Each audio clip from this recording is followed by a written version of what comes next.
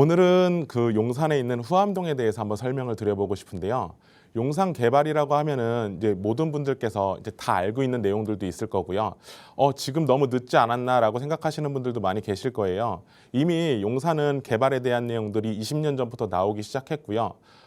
지금 금액대는 4억 이상을 투자해야지 들어갈 수 있는 이런 물건들이 많이 있습니다. 물론 뭐 어느 정도 진행이 된 곳들은 8억 이상의 투자 물건들도 많이 있고요.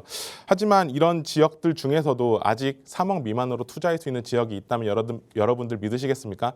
그래서 오늘 그런 지역이 있는 후암동을 한번 설명드려보고 싶고요. 전반적으로 과거 정책부터 지금까지 어떻게 정책이 흘러왔는지, 그리고 전반적으로 용산 전체의 개발이 어떤 식으로 흘러가고 가격대는 어느 정도로 형성되어 있는지 설명드리면서 투자에 도움을 받으셨으면 좋겠습니다. 강의 시작해 보도록 할게요.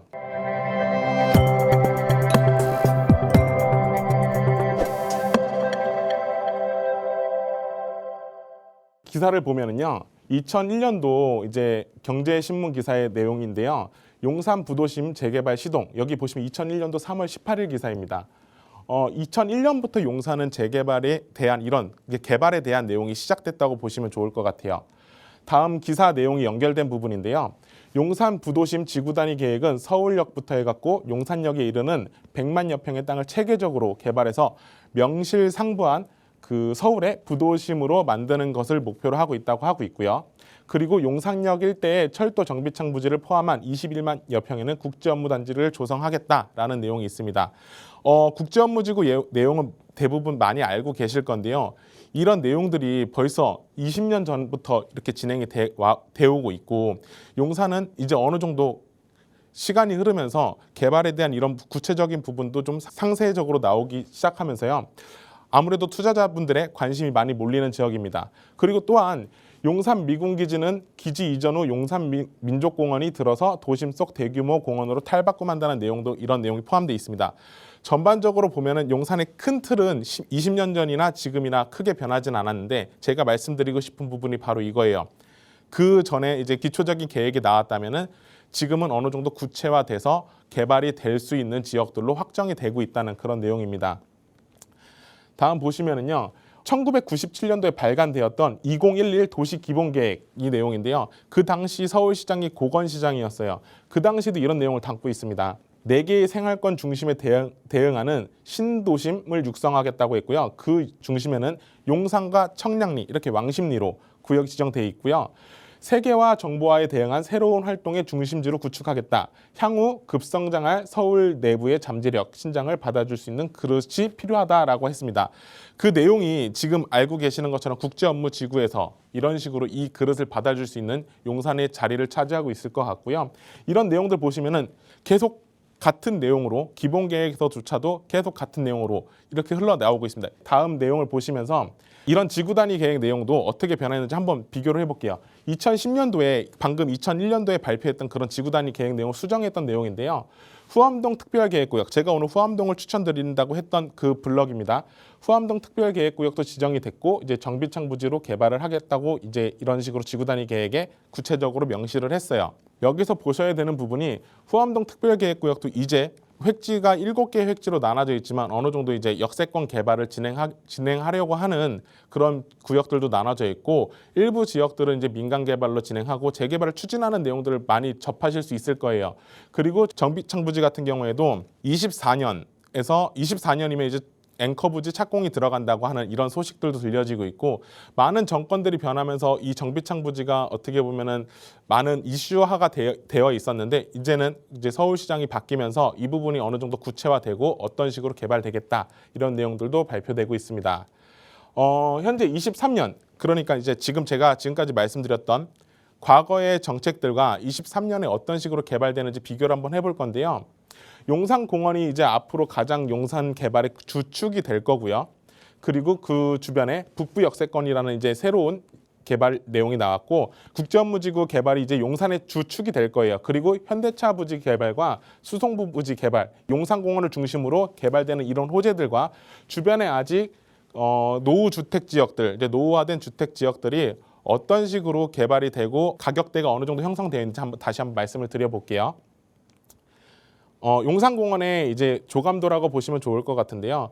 용산공원 같은 경우에는 뉴욕의 이제 센트럴파크 같이 이제 대규모 이제 공원으로 개발이 될 건데요. 이 공원이 개발이 되고 나면은 용산공원은 아마 서울에서도 아니면 대한민국에서도 유명한 관광지가 될 거고요. 이런 부분들이 용산의 가치를 더 끌어올리는 데 도움이 될 것 같습니다. 그리고 제가 오늘 설명드리려고 하는 후암동이 위치한 용산 북동쪽을 한번 설명을 드려보겠습니다. 일단 서울역 북부 역세권 개발과도 워낙 가까운 위치에 입지해 있기 때문에 이쪽은 추천드리고요. 그리고 남산과 용산공원을 끼고 있는 이런 이제 자연 친화적인 이런 부분에서도 아무래도 이쪽이 개발이 되고 나면은 남산 조망과 용산공원 조망을 두 개를 누릴 수 있는 그런 좀 타운하우스의 개념이 될 것 같아요. 이 부분은 이제 특별계획구역과 이제 동호암동 이제 1, 2, 3구역으로 나눠지는데 이 부분도 하나씩 보면서 말씀을 드려볼게요. 일단 서후암동 특별계획구역으로 이제 후암동을 기준으로 좌측에 있는 게 특별계획구역이고요. 오른쪽이 동호암동. 그리고 이제 교육청이 이전을 하고 미 대사관이 이제 용산공원 쪽으로 이전을 하게 됩니다. 이 내용들이 이게 도대체 교육청이 들어오고 미국 대사관이 들어오면 어떤 기능을 발휘를 하고 어떤 게 좋아지는데라고 묻는 분들도 많으신데요. 아무래도 상주 인구가 많아지고 주변에 이제 상권이 활성화가 되게 되면은 아무래도 이런 부분들도 주변 지가에 영향을 미쳐서 투자하시는데 아마 도움이 되실 거예요. 다음 보시면은요. 위성 지도에다가 표시를 해봤는데요. 서후암동 특별계획구역과 동호암동 1, 2, 3구역으로 나눠져 있습니다. 이제 서후암동부터 하나씩 한번 말씀을 드려보도록 할게요. 서후암동 같은 경우에는 20년 전에 이제 특별계획구역으로 묶였다가 10년 후에 이제 지구단위 계획으로 어느 정도 수정이 됐던 내용인데요. 획지 1구역부터 해갖고 7구역까지로 나눠져 있는데 최근 6획지 같은 경우에는 역세권 개발을 진행을 하겠다고 이제 진행이 많이 되고 있는 상태고 4, 5획지 같은 경우에도 재개발을 추진하려고 이제 추진위원회에서 열심히 활동을 하고 있는 지역입니다. 이쪽의 특징을 보면은요.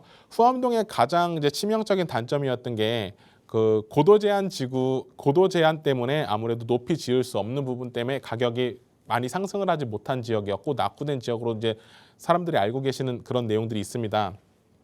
근데 특별계획구역이라고 해서 가격대도 많이 올라가긴 했는데 이쪽은 이제 최고 18층까지 높이 제한을 풀어주겠다는 그런 내용이 포함되어 있어요. 원래 후암동은 20m까지밖에 그러니까 5층 건물 이하로만 지을 수밖에 없었는데 이런 내용이 발표되고 서후암동은 투자처로서 각광을 받고 있었고요. 이쪽에 투자를 하시려면 최소한의 비용이 한 12억 정도는 들어간다고 보시면 좋을 것 같아요. 서후암동 생각보다 규모가 크고 전세가율이 낮기 때문에 들어가시는데 좀 비용이 부담스러운 부분이 있습니다. 하지만 그 용산공원과 가장 인접해 있기 때문에 이 정도 비용이 되면 이쪽도 추천을 드리는 후암동 지역이에요.